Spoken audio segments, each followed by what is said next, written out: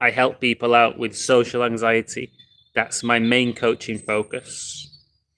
A few clients who I've had, one recently, mentioned a problem that they're struggling with, which is taking on other people's emotional burden. So, for example, this client, Samantha, really, really good person. She told me that when she goes to a restaurant with some family, if there's a staff member who is stressed out and overworked, she takes on the energy from that person. In the same way, if she's with family at a party and someone feels really hurt, they're going through challenges, she internalizes that burden, takes it on, and it really affects her. So I thought I'd do a video on how to shift from this place to a place where you're actually more helpful, but not taking on other people's pain. This is something that I've learned to do through coaching other people. So I turn up, give it 100% in the actual one-to-one sessions, focus on giving value, empathizing, helping the person out. Then I fully switch off when I'm away from sessions so that I keep myself sharp, composed, my energy intact, keep people accountable, motivated. Then I give in my next session. So I can't take other people's problems home with me because that doesn't help them out, doesn't help me out. I'm going to give you an analogy to explain why, and then teach you some mindsets, practical tools that you can start applying to make this shift. Imagine that you was on a battlefield, you're a soldier in the army, and a fellow soldier, they get shot in the foot and they fall to the ground in the middle of a battle. You see that person, you recognize the injury, and you have choices. You could remain strong, prioritize that, focus on giving value to the person. Maybe you put them on a stretcher, you lift them to safety, and you get someone to sort out the issue.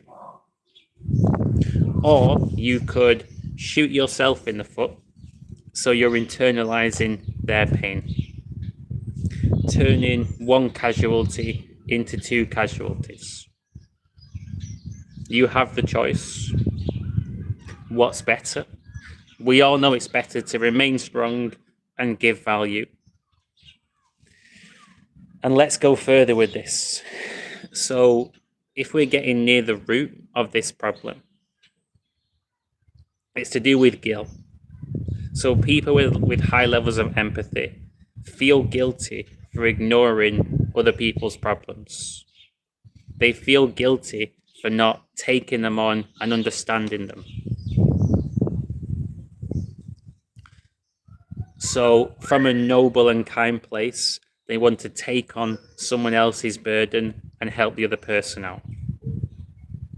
But the reality is that internalizing doesn't help out.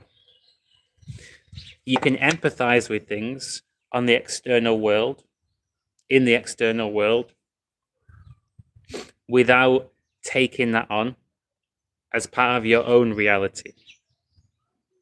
So imagine that you had a glass wall all around you, surrounded by this glass.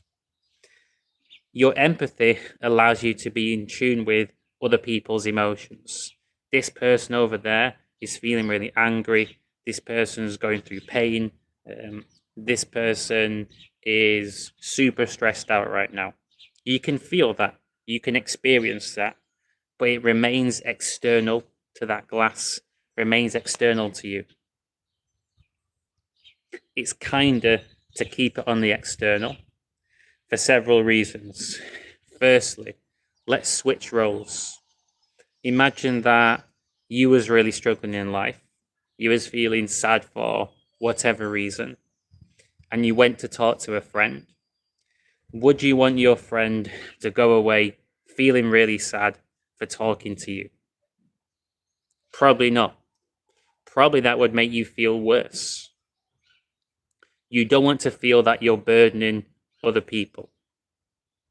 You want them to empathize, listen, understand, make you feel seen, heard, give you support, etc. But you don't want them to take on your pain as if it's their own pain. And if someone was doing this, you distance yourself from this person because they'd make you feel guilty and make you feel bad. So it's actually kinder to not take on other people's pain, because if it's a good person, it's going to make them feel guilty. And if it's a bad person, then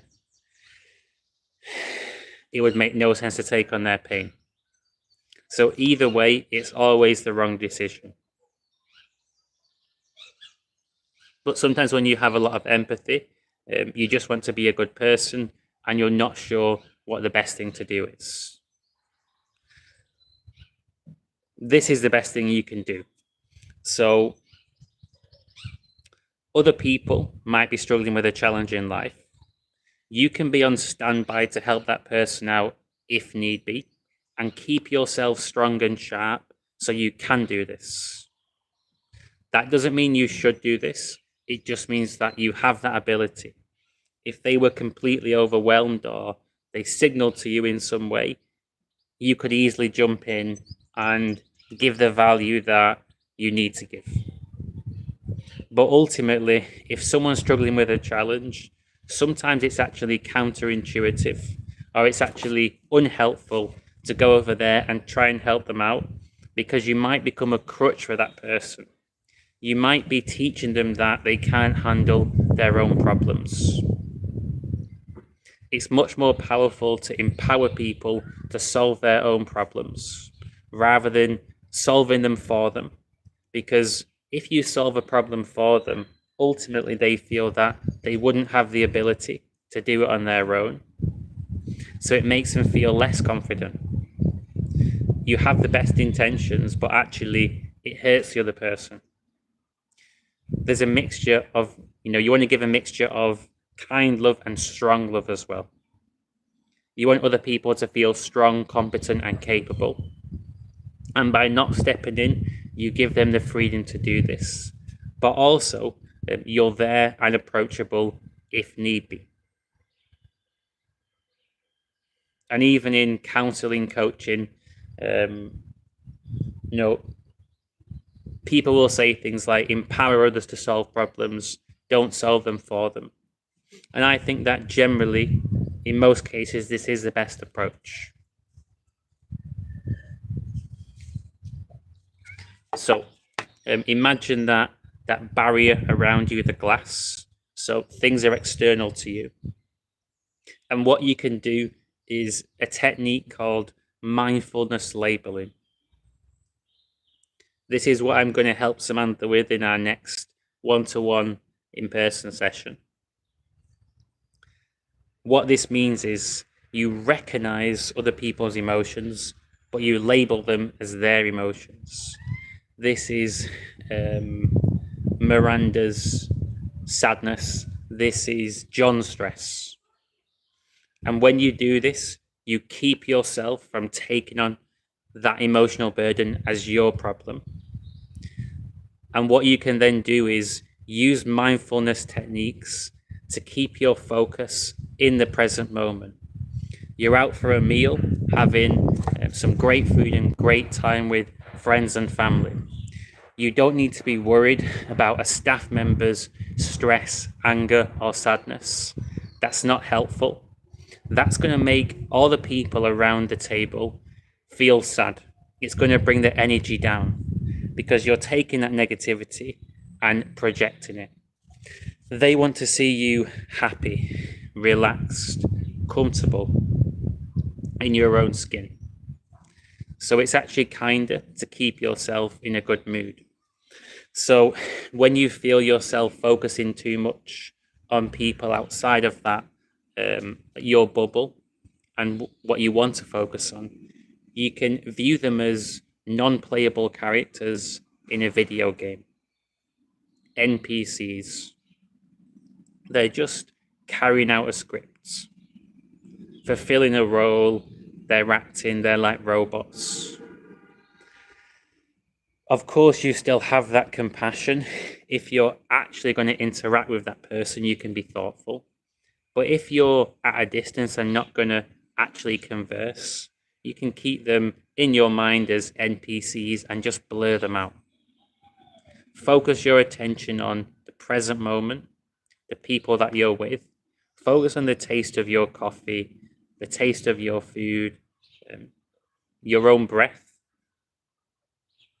Anything that anchors you in the here and now. And when you feel that pull to drift away, bring yourself back by repeating this. Train yourself to be in the moment, present in the circle that you're in, without being taken away by other people's problems.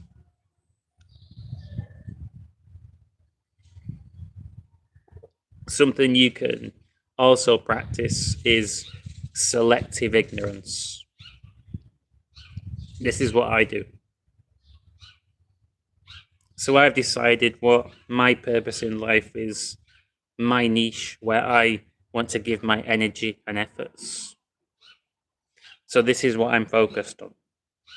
Everything outside of that is beyond my control, beyond my influence for the time being.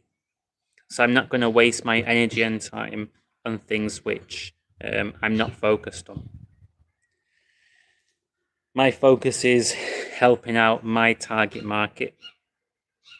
And I say social anxiety, but really it's a lot deeper than that, broader than that.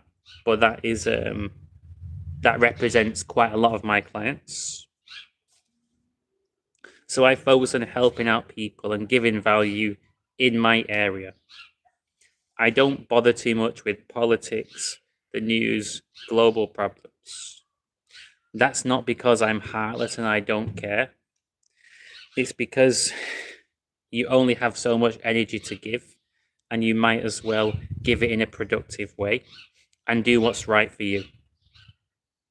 Don't ever feel guilt tripped into taking on other people's problems, worldly problems that you don't have to personally deal with. It's not selfish. You can be selective. On the flip side, if you're someone who is super passionate about world problems, you want to be giving to help out with wars and poverty and other stuff, then that's awesome. And you can 100% do that. But on the flip side, it's completely fine to focus on what you want to focus on because it is your life. And when you're really playing to your natural strengths, you're doing what you're good at, and you're keeping yourself sharp, you're actually giving more value. Me reading about problems in the world would just make me feel down and less good at coaching clients. I'd be giving less value to the world if I did that. So there'd be no point in me doing that. Waste of my own time and energy. Now, that doesn't mean that in the future, fast forward 10 years, the business is going great already, in-person events and networking. I'm sure by then social media as well, big business. I might be at a stage where I have far too much finances, much more than I personally need. So I might as well give some to charities to fund important work. That's cool. Focusing on global problems could be useful down the line, but you don't have to consume yourself with the news, worldly problems, if that's not something that you're really completely focused on in your life. You can pick your area, pick your niche, hone in on that, be selectively ignorant to other stuff, because it's not going to help you. It's not going to help the world either. It's less kind to take on those problems, and it's kinder to be just giving value and enjoying life. Remember that you're a massive asset. Whatever you're doing in life, the output, you're the one producing the output. You're the asset producing results in your life.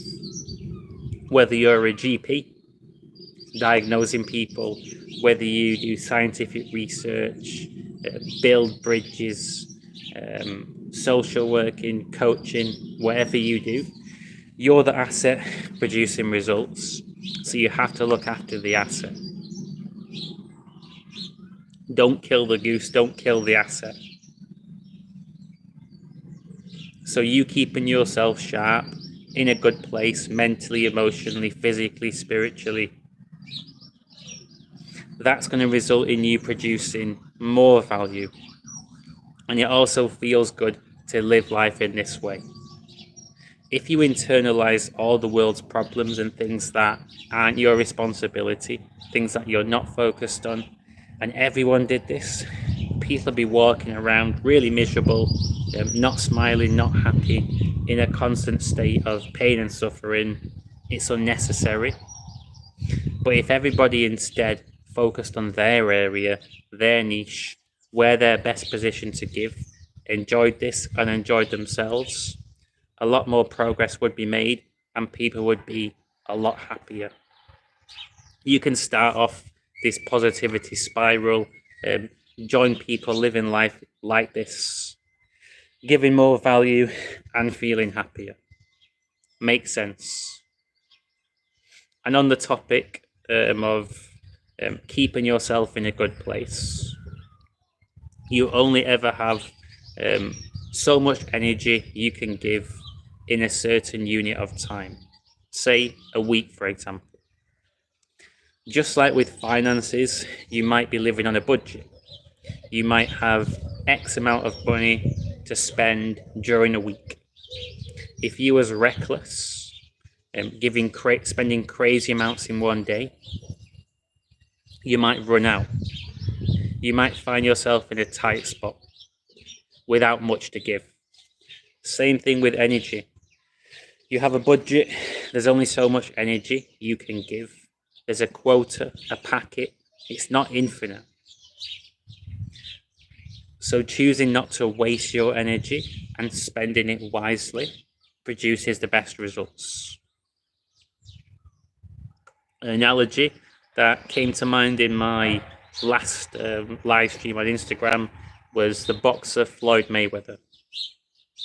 Really, really good at conserving energy in his fights. No fancy flash extras, just doing things that work, that are really effective, and sticking to this. By not wasting your energy, for example, selective ignorance, not getting sucked into dramas that are outside of you and being brought down by that, you're conserving more energy, you're not wasting your money. You have more to use in the areas that really matter to you, where you're best positioned to give. You're saving and banking that energy for the important moments, then you're putting your foot down on that accelerator, going to 5th gear or 6th gear if you have an Audi, and giving it your maximum. And again, this applies to the idea of quality over quantity. You could be working 10-hour days, or you could be working 4-hour days.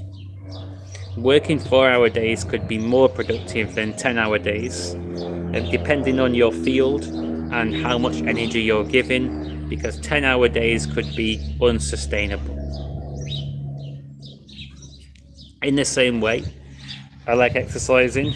If I was to do a HIIT training workout, high intensity interval training, I could burn more calories in 20-30 minutes than spending 3 hours jogging at a light pace. So sometimes less can be more, providing that it's more quality. And it's just using that energy. And if you can give it all in 4 hours, then you've given it all in 4 hours. If you're spreading it over 8 hours, you're choosing to spread it over 8 hours, which means that you've given just as much and you have less free time. So if you can focus your energy and have shorter time blocks and use it all in that, you're going to have more free time and still be giving just as much. And that's what I do in my one-to-one coaching and my events. I give my energy during that focus block of time. If I did an 8-hour session, it wouldn't be more effective than a 4-hour session, because I'd have to conserve my energy and I'd be spreading myself more thin throughout the session. If a session's 1 hour, 2 hours, up to 4 hours, I'm able to be 100% in giving mode without burning out or needing to conserve my energy. So I'm able to be working at maximum rather than sub-maximal. You can do the same in your life by focusing on the things that are really important to you personally, not what other people think you should do, not what society's told you is important, but what is really important in your own human journey. Maybe your real journey is personal growth, transformation. Maybe it's escaping the 9 to 5. Maybe it's getting a particular career that you've always wanted. Whatever that journey is, focusing your energy on that. That's the important thing. The other stuff is just keeping things ticking over, buying yourself time. But it's not the thing that's going to really help you out making those changes. It's more about grabbing your life by the horns and pulling yourself, leading yourself on the right path, rather than just drifting with the currents. It requires a lot of courage to practice not internalizing things that will drag you down, recognizing that it's kinder to do this and it's just better. It requires a lot of courage to give your energy to things that are important, but not overgive, not waste energy. But it's just better. It's just a superior way of living life. And when you've started to live life this way, you don't want to go back, because you've realized that this experience is just better. A guy that I used to follow on YouTube years ago, actually don't follow anyone at the moment personally, but this guy would say that when you've peeked behind the curtains, you can't unsee what's behind those curtains. When you've experienced a better way of living life, you now know that a better way exists. You can't go back to your old normal ways, because the whole time you're going to know that there's a better way to live life out there, and you're choosing not to pursue that. And the problem with being dragged into other people's dramas, worldly problems, it takes up so much of your focus and mental RAM, so much energy, it's actually keeping you stuck. It's like different strings that are attached to you. You're like a puppet being pulled in these different directions. So much harder to forge your own path when living life in that way. So you can learn to be present in the moment, have fun, have empathy, but not let your empathy become a curse. It's great that you can understand how other people feel and you're sensitive and attuned to that. That's a strength. When you learn how to keep other people's problems outside of your protective sphere, when you learn how to remain present in the moment, focused on what's important to you, conserve your energy, and you recognize that it's kinder to be strong and to be available to step in when it's appropriate, life's better and you'll be happier as well. If you enjoyed this video, feel free to hit like. If you're interested in one-to-one coaching or checking out one of my events, you're very welcome to send me an email and I can provide any links, as well as in-person coffee socials in Birmingham, which really have taken off over recent years. And I've had sometimes 50 people in a room, all growing, sharing their stories, getting more confident. So I do the in-person events.